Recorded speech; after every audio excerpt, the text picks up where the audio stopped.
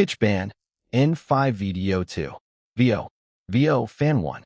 The moonfire branded Lyra's wrist the instant Kale's crown touched his head. I saw it from the servants' tier, where Omegas were expected to stand silently beneath the black stone arches. Silver bells rang through the throne hall. Incense thickened the air with cedar and myrrh, but beneath it came another scent, winter pine, hot iron, and the unmistakable pull of my fated mate. Kale stiffened on the dais. A matching crescent blazed across his wrist, white as molten moonstone. Every wolf in the hall fell silent. Even the coronation drums stopped. Kale looked at me, and the bond opened between us like a door torn from its hinges. For one breath, I felt the weight of the crown against his brow, the heat trapped beneath his ceremonial armor, and the violent recognition of his wolf. Mate. The word did not come from his lips. It moved through my bones. Your Majesty, the High Seer whispered. His parchment trembled loudly in the silence. The great houses watched from both sides of the aisle, their jeweled collars glittering under hundreds of candles. Lord Vale's hand closed around the hilt of his sword. Another noble bared his teeth. Kale's gaze shifted from my glowing mark to the banners behind them. 6 armies, 6 bloodlines, 6 pillars holding up his newborn reign. The High Seer broke the wax seal on an ancient scroll. The prophecy warns that if the crowned Alpha binds himself to an Omega, the great houses will withdraw their allegiance. The realm will fracture before the next full moon. Murmurs rolled across the chamber. I could smell their contempt, sour wine, cold sweat, and wolf musk sharpened by fear. An Omega cannot sit beside the king. The mark must be sorcery. Remove her. I stepped down from the servants' tier before anyone could drag me. My knees shook beneath my gray dress, yet I kept my wrist uncovered. Ask your wolf, I told Kale. The words carried farther than I intended. He knows me. His fingers curled around the arms of the throne. Through the bond came a flash of hunger, not for power, but for the truth standing beneath him. Then Lord Vale removed his hand from his sword and placed it over his heart. Choose carefully, Your Majesty. No crown survives without those who defend it. Kale understood the threat. So did I. He could acknowledge me and risk his throne before he had ruled for a single hour, or preserve the loyalty of wolves who would never bow to an Omega. He descended one step. The moonstone crown cast pale light over his face, catching the muscle that jumped in his jaw. For a heartbeat, I thought he would reach for me. Instead, he raised his marked wrist before the court. This is no sacred bond. His voice was steady, but the lie struck through our connection like ice driven beneath my ribs. Someone has profaned my coronation with a counterfeit mark. A few nobles exhaled in relief. Others smiled. I did not lower my arm. Then why can I feel you lying? The chamber went still again. Kale's eyes found mine, gold burning around pupils narrowed by his wolf. The bond carried the answer he refused to speak, because it was real, because I was his, because he had chosen the crown anyway. Guards, he ordered. Boots struck marble behind me. Seize the Omega. Hands closed around my arms, rough leather scraping my skin. I could have begged. Instead, I held Kale's gaze as they pulled me backward through the scent of extinguished candles. The moonfire remained bright on both our wrists. No declaration could smother it. As the iron doors opened behind me, Kale gave one final command. Keep her alive until I decide what she is. And from among the great houses, a woman wearing the silver crest of Vale stepped forward to claim his attention. VO Fan 2. Silver heels clicked across the coronation dais as the iron doors swallowed Lyra from sight. The chamber still smelled of scorched candles and rain-soaked wolfskin when Seraphine Vale stopped beneath the moonstone throne. Her pale gown caught the blue firelight. House Vale's crest gleamed at her throat like a sliver of sharpened ice. Lord Vale approached behind her, resting one hand on the pommel of his ceremonial sword. The border legions await a queen they can honor, he said. Give them one, and House Vale will keep every banner beneath your crown. Kale's wrist still burned where the moonfire answered Lyra's mark. He curled his fingers until his nails bit his palm, then faced the nobles who had watched him condemn the woman fate had chosen. At the next full moon, he declared, his voice rolling through the stone chamber, I will marry Seraphine Vale. Cheers struck the vaulted ceiling. Silver cups hammered against oak tables. Seraphine climbed the final step and offered Kale her hand, but when her fingers touched his, The moonfire under his sleeve flared hot enough to make him recoil. Her gaze dropped to the glow beneath the black cloth. She had seen Lyra's uncovered wrist. Now she understood why the newly crowned king could not bear another woman's touch. Hours later, Seraphine entered Lyra's cell without guards. Meltwater dripped between the stones, and the air carried the metallic bite of old chains. Lyra stood behind the bars, bruises darkening beneath the leather grips left on her arms, yet the mark on her wrist remained uncovered. "You always did keep what should have belonged to me," Seraphine said. Lyra stepped into the narrow shaft of moonlight. "A bond is not a jewel you can inherit." Seraphine's smile thinned. She returned to Kale's private council chamber, carrying a marriage contract sealed in veil silver. Kale stood at the window, the distant howls beyond the palace walls cutting through the wind. "You knew," he said, "the moment I touched you. I know the bond is genuine." Seraphine laid the contract before him. "And I know a prisoner can still be recognized as a rival. A slave cannot." The parchment rasped beneath her finger as she turned to its final clause. Lyra would be stripped of Pax standing, property, testimony, and the right to invoke a mating claim. She would serve Seraphine throughout the wedding rites as living proof that the king's rejected Omega possessed nothing, not even herself. "Refuse," Seraphine murmured, "and my father withdraws his armies before sunrise." Kale stared at the blank space awaiting his seal. Through the bond came a faint pulse from below, Lyra's heartbeat, steady in the cold. For one breath, his hand hovered. Then the royal signet descended into black wax. By dawn, Lyra was brought into the throne hall. Kale did not look away as the herald unrolled the decree. "Lyra, Omega without house, is remanded as a royal bondservant to the future queen." The words took her freedom before the echo died. Seraphine approached with a silver collar resting on crimson velvet. Its open clasp shone beneath the moonstone crown. "Since my sister insists on displaying her mark," she said, lifting the collar toward Lyra's throat, "let her wear the king's answer above it." Kale descended from the throne. Seraphine placed the collar in his hands. "Fasten it yourself." VO Fan 3. Cold radiated from the silver collar before it touched skin. In the hushed throne hall, the clasp made a small metallic click against Kale's ring, sharp enough to carry beneath the vaulted ceiling. Lyra stood at the foot of the dais with her hands unbound and her chin raised. Dawn filtered through the high windows, laying pale bars across the black stone floor. "Kneel," Seraphine said. Lyra remained standing. Guards shifted behind her, leather creaking, but Kale lifted one hand. No one moved. Seraphine drew a parchment from the herald's table. "Then swear where you stand. You will serve the royal wedding, obey its chosen bride, and conceal every false claim upon the king." A strip of white linen waited beside the oath, intended to cover the crescent glowing on Lyra's wrist. Seraphine offered it to her. Lyra took the cloth between two fingers. For a moment, Kale heard only the low hiss of the braziers and the steady beat reaching him through the bond. Then Lyra dropped the linen onto the floor. "My freedom can be stolen," she said. "The truth cannot." She turned her wrist toward the assembled court. Moonfire illuminated the mark, silver blue and unmistakable. A matching heat answered beneath Kale's sleeve. Murmurs rolled between the pillars.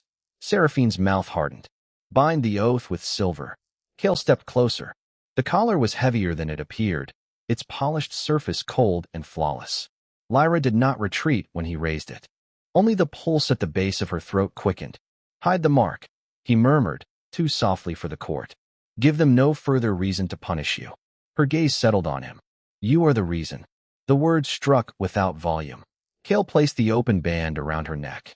Bitter metal filled the air, like frost over old blood. Lyra's fingers curled once at her sides, yet she gave him neither plea nor absolution. "Complete the decree," Seraphine ordered. This time, Lyra acted first. She pressed her marked wrist against the collar, forcing moonfire to shine across the silver. "I will serve under command," she declared, each word carrying through the hall. "But I will not swear that your lie is sacred." Kale closed the clasp. Pain tore through the bond. Not an echo, not a distant pulse. The silver's freezing bite locked around his own throat. Its burn raced beneath his skin and crushed the breath from his lungs. He staggered, one hand striking the collar as though he wore it. Lyra remained upright, trembling so faintly that only he could see it. Every breath, she dragged past the metal entered his chest. Every cold edge cutting into her strength pressed against his bones. The court watched its king falter before an enslaved Omega. Seraphine reached for him, but Kale recoiled from her touch. What did she do? Seraphine demanded. Kale looked at Lyra's uncovered mark, then at the key resting in his palm. Until that instant, the bond had been something he could deny aloud. Now it had become a doorway he could not close. Lyra leaned close enough for only him to hear. You wanted me to carry your choice. Her breath shook against the silver. Now carry it with me. Above them, the moonstone crown gave a sudden, brittle crack. A thread of white light split across its center, and the scent of scorched stone drifted through the hall. Kale raised his eyes. The crown was still upon his head, but for the first time, it no longer felt willing to remain there. Vo, fan 4. A hiss like winter rain swept through the throne hall as the crack in the moonstone crown widened. White fire spilled across Kale's brow, sharp with the smell of scorched hair and hot iron. His knees struck the black marble. The impact echoed beneath the vaulted ceiling, and somewhere inside him, his wolf went silent. Kale seized the throne's armrest and forced himself upright. Across the dais, Lyra stood bound in silver, breathing through clenched teeth. The mark on her wrist still burned. The crown had answered it. By sunrise, the punishment had crossed the palace walls. Messengers arrived with frost stiffening their cloaks despite the summer heat. Wheat had blackened overnight across the eastern fields. Apple blossoms lay brown beneath clear skies. From the western barracks came a stranger report. Hundreds of warriors had awakened unable to hear the wolves within them. Men who had shifted since childhood now stood trapped in human skin, trembling at the unnatural emptiness. Panic entered the capital with them. By noon, the council chamber smelled of wet wool, extinguished candles, and fear. The Omega has cursed the realm, the High Seer declared. His staff struck the stone floor once. Her false bond must be severed before the blight spreads. Lord Vale rose beside him, rings flashing in the gray window light. House Vale cannot defend a kingdom whose soldiers have lost their wolves. Remove her, your majesty, or every great house will question whether you remain fit to rule. Kale's crown flared again. Heat bit through his skin, but he did not reach for it.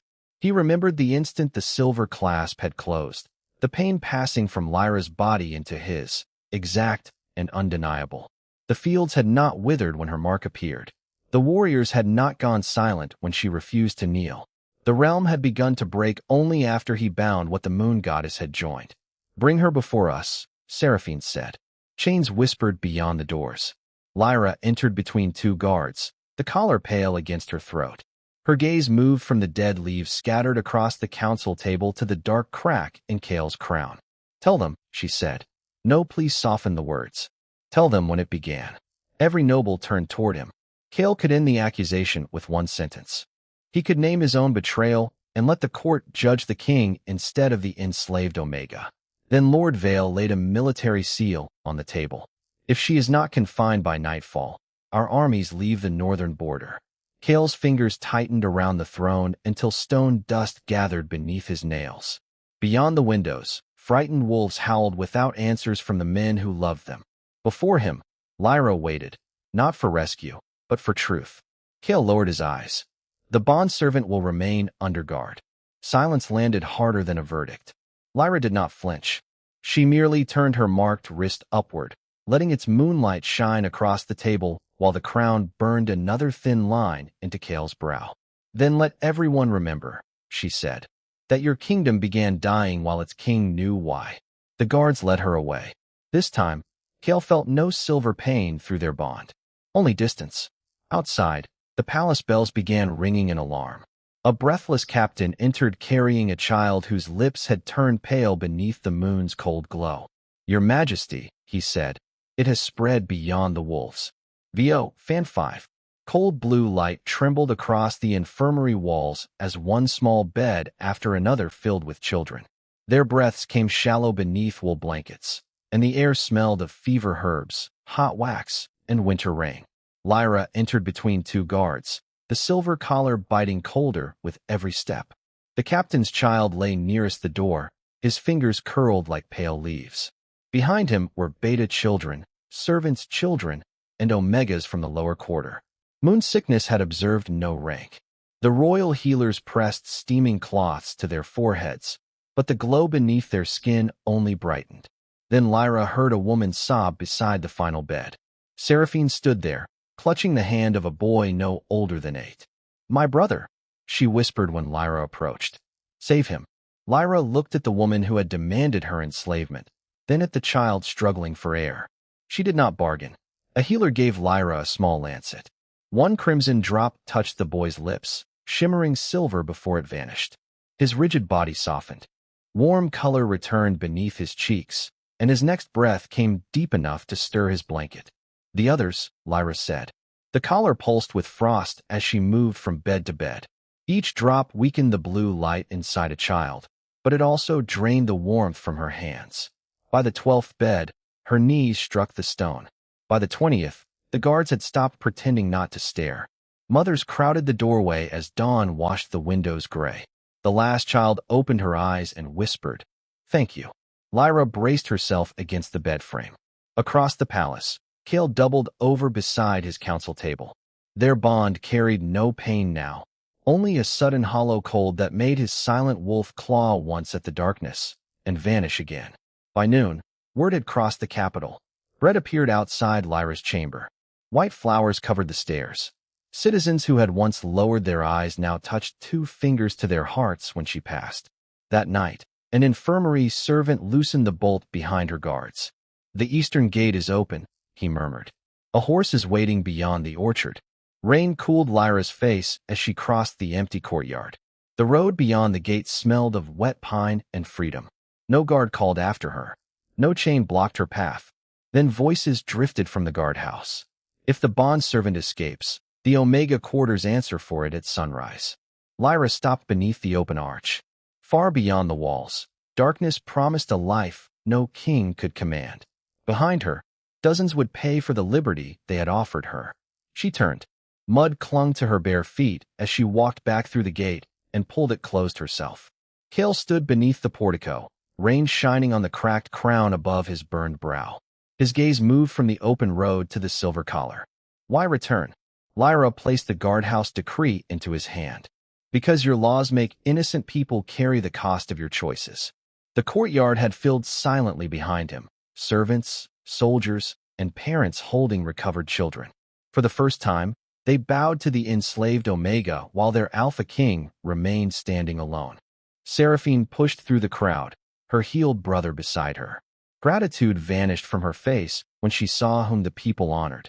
She seized Kale's arm and spoke loudly enough for every wolf to hear. "The wedding takes place in 3 days. Until then, every Omega in this palace will be confined." The gates slammed shut. This time, Lyra was not the only prisoner. VO Fan 6. Chains scraped over stone beneath the palace, a slow metallic hiss swallowed by the ringing of the wedding bells above. Torch smoke clung to the stairwell, bitter against the cold mineral breath rising from the silver vaults. By midnight, Seraphine's guards had driven every palace Omega below ground. Cooks, laundresses, stable hands, even elders who could barely descend the steps. Lyra was taken last. The collar around her throat tightened as she entered the vault, and the crescent on her wrist flickered beneath the bars. At the chamber's center stood a moonstone basin threaded with silver tubes. Seraphine watched attendants fasten those tubes to Lyra's collar. "By dawn, your power will bless my wedding," she said, "and no Omega will remain above to dispute my place." Lyra looked past her at the prisoners pressed against the walls.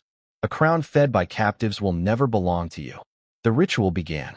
White light poured from Lyra's mark into the basin, leaving frost along her lashes. Far above, Kale doubled over beside the wedding altar. Her weakening struck through their bond, not the sharp pain of the collar, but a deep, emptying cold. Lord Vale steadied him with one hand and laid the marriage contract before him with the other. "Sign, and House Vale's armies remain yours. Refuse, and you face the great houses alone." Through the chapel floor came a distant howl. It ended too suddenly. Kale stared at Seraphine's empty place beside the altar, then at the ink waiting beneath his fingers. "Where are the Omegas?" No one answered. The cracked crown burned into his brow. This time, he removed Lord Vale's hand. "Captain," Kale said, his voice carrying beneath the bells. Open the silver vaults. Lord Vale stepped between him and the doors. Choose carefully. Her life, or your kingdom. Cale tore the contract down the middle. The sound was small. The silence afterward was not. Then your armies may leave. Steel rang as Vale's guards drew their blades. But the captain moved first. His child had breath because of Lyra. He turned his sword toward the vault stairwell and led the royal guard below. Cale followed, stripping the wedding mantle from his shoulders as he ran. At the lowest gate, he drove the royal seal against the lock. Moonstone light burst through the iron, hot and blinding, and the doors swung inward. Guards scattered. Prisoners stumbled toward freedom as Cale ripped chains from the wall and ordered the captain to take every Omega into the courtyard. Then he saw Lyra inside the ritual circle. The basin shone like frozen fire. Seraphine stood behind it, one hand clenched around the final silver lever. You destroyed our alliance for servants, she whispered. No, Cale said, crossing the circle despite the silver scorching his palms. I destroyed it because you taught me what my crown was becoming. He tore the tubes from Lyra's collar and caught her before she struck the floor. The light vanished. For one breath, only dripping water and retreating footsteps filled the vault. Then Lyra's body arched as the moon called to her wolf. Nothing answered. No heat gathered beneath her skin. No bones shifted. The inner presence that had accompanied every breath since childhood was gone. Lyra opened her eyes and touched the silent place beneath her ribs. Cale felt that absence through the bond, vast and final. You freed them, she whispered. Her gaze lifted to him, steady despite the grayness in her face. But she took my wolf. Above them, the wedding bells cracked into silence. Seraphine retreated toward the stairway, yet Lyra's hand closed around Cale's wrist. In her other fist lay a folded parchment bearing the seals of House Vale and the Royal Council. Before she began, Lyra said, I took the document they were trying to burn. Footsteps gathered in the courtyard overhead as the liberated Omegas called for justice. Cale looked from the contract in her hand to the woman whose power his choices had helped destroy. Dawn was coming, and this time the kingdom would hear the truth. VO, Fan 7. Cold dawn spilled across the royal courtyard, turning every blade of frost silver as the liberated Omegas gathered beneath the broken wedding bells.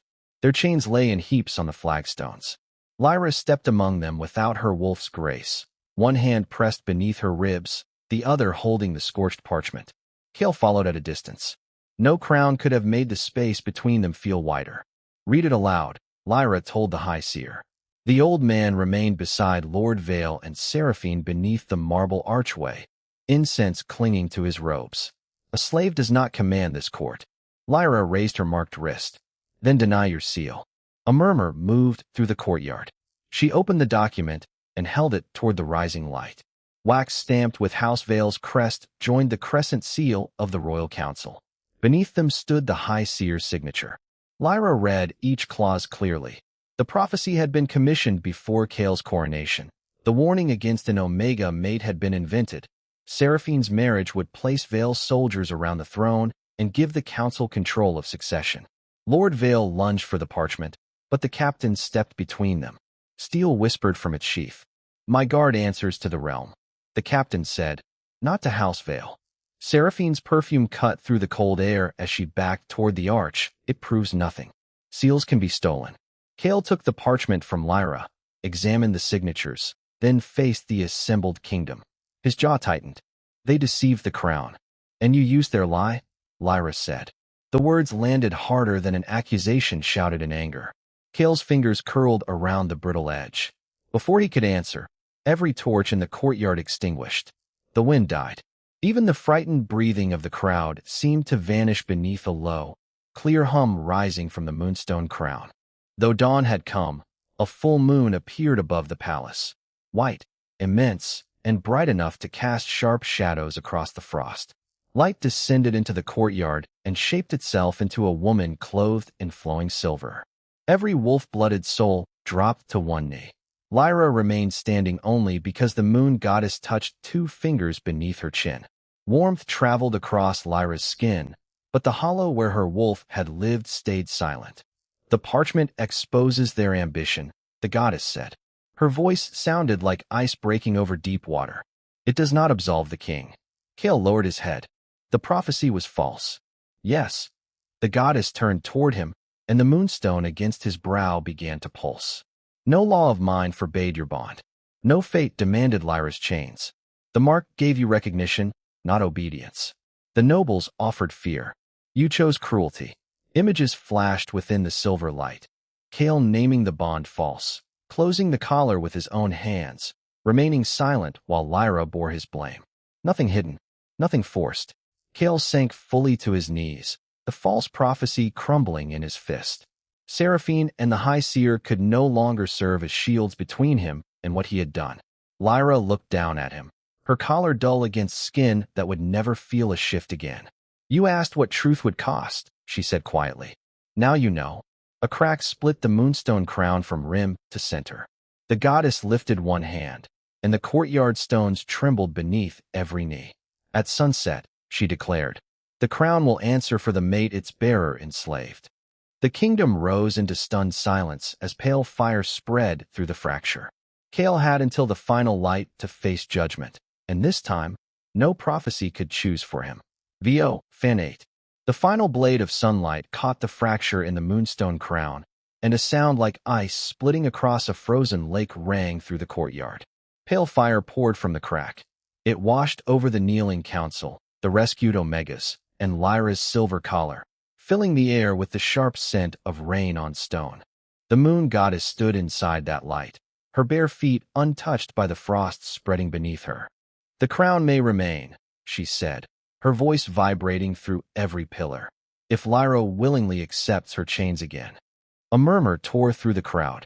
The choice was cruel in its simplicity, Lyra's freedom for Kale's throne. Seraphine stepped forward, silk whispering over the flagstones. One oath, she urged. That is all the kingdom requires. Lyra's fingers rose toward the collar. Without her wolf, there was only silence beneath her skin, but the people behind her still had children to feed and borders to defend. If it prevents war, no. Kale's answer struck harder than a command. He crossed the cold stones and stopped before her, no guards at his back, no council surrounding him. When he lowered himself to both knees, the courtyard became so quiet that the soft scrape of metal against Lyra's throat carried to the outer archways. Kale reached for the collar. This time, he did not touch the lock until she gave one small nod. His hands trembled as he opened it. The silver fell onto the stone with a hollow clang. A red band remained around Lyra's neck, but nothing bound it now. Kale turned toward the gathered kingdom. I named our bond false because I wanted their armies more than I wanted truth, he said. Each word came rough, stripped of royal resonance. I enslaved Lyra so I could marry her sister. I let an innocent woman carry the punishment for choices that were mine. Seraphine's face drained beneath the amber sunset. You cannot surrender the realm for an Omega. I am surrendering what never belonged to me after I betrayed her. Lord Vale lunged toward the dais, but the captain drew his sword across the nobleman's path. Steel flashed orange in the dying light. The royal guard serves the realm, the captain said, not House Vale. Behind him, soldiers seized the High Seer and the counselors whose seals marked the forged contract. Seraphine backed away, only to find the rescued Omegas blocking the marble steps. The goddess closed her hand. The crown lifted from Kale's head. For one suspended heartbeat, Moonstone hovered above him, blazing white. Then it broke into silver dust and streamed into the darkening sky. Kale's alpha presence vanished with it.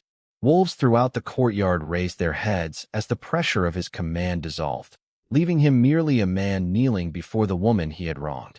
Seraphine Vale, the High Seer, and the corrupted council are stripped of rank, the goddess declared. Their judgment belongs to the realm they sought to chain. The last sunlight disappeared. Kale swayed as the final thread of royal power left his body, but he did not reach for Lyra. He kept his hands open upon his knees. For the first time, there was nothing he could command her to give. Around them, nobles lowered their eyes while the freed Omegas stood upright. Lyra looked at the broken collar, then at the crownless man waiting in the blue chill of twilight. The throne was empty. The bond remained wounded. And now the next choice belonged entirely to her. VO, Fan 9.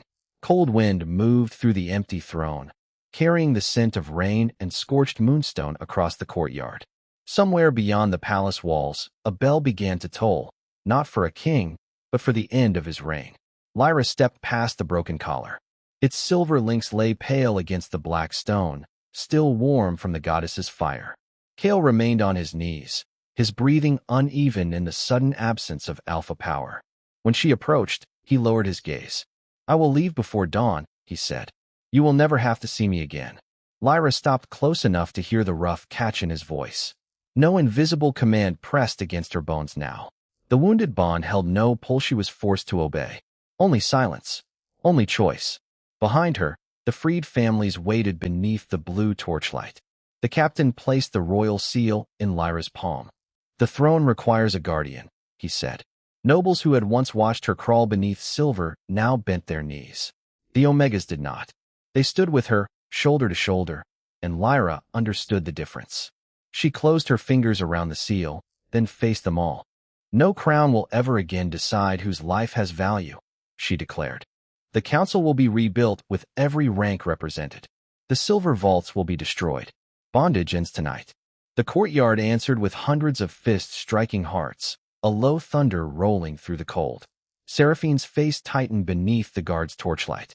"You cannot rule," she said. "You cannot even shift."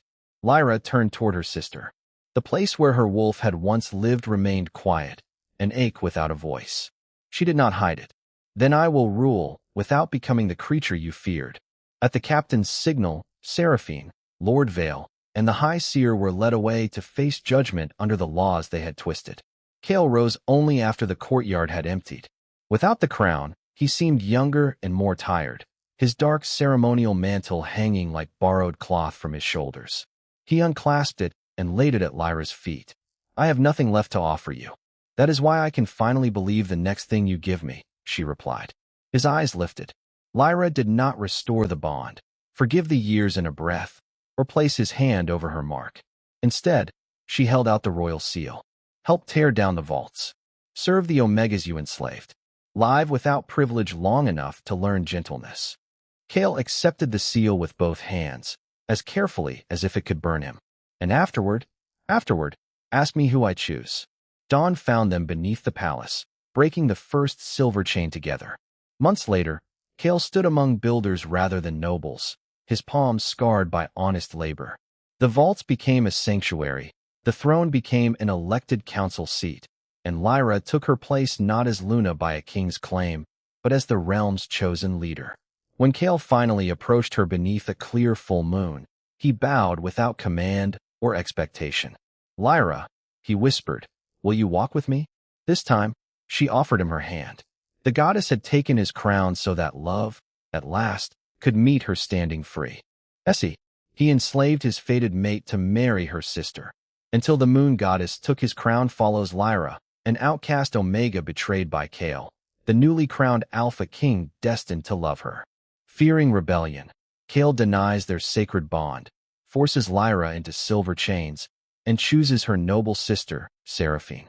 But when Lyra risks everything to save innocent children and imprisoned Omegas, a forged prophecy is exposed beneath the full moon. Faced with divine judgment, Kale must choose between his crown and Lyra's freedom. This cinematic werewolf romance delivers betrayal, sacrifice, justice, redemption, and a powerful truth. Love means nothing without choice. TA. Character 1. Lyra, a 22-year-old female Omega. Front-facing portrait. Moonlit werewolf fantasy palace. Warm olive skin. Slender resilient build. Long dark wavy hair. Silver collar. Visible crescent fate mark on wrist. Worn servant gown. Gentle defiant eyes. Cinematic photorealism. No cartoon. No cartoon. No CGI. No illustration. TA. Character 2. Kale, a 28-year-old male alpha king. Front-facing portrait. Moonlit werewolf fantasy palace. Bronze skin.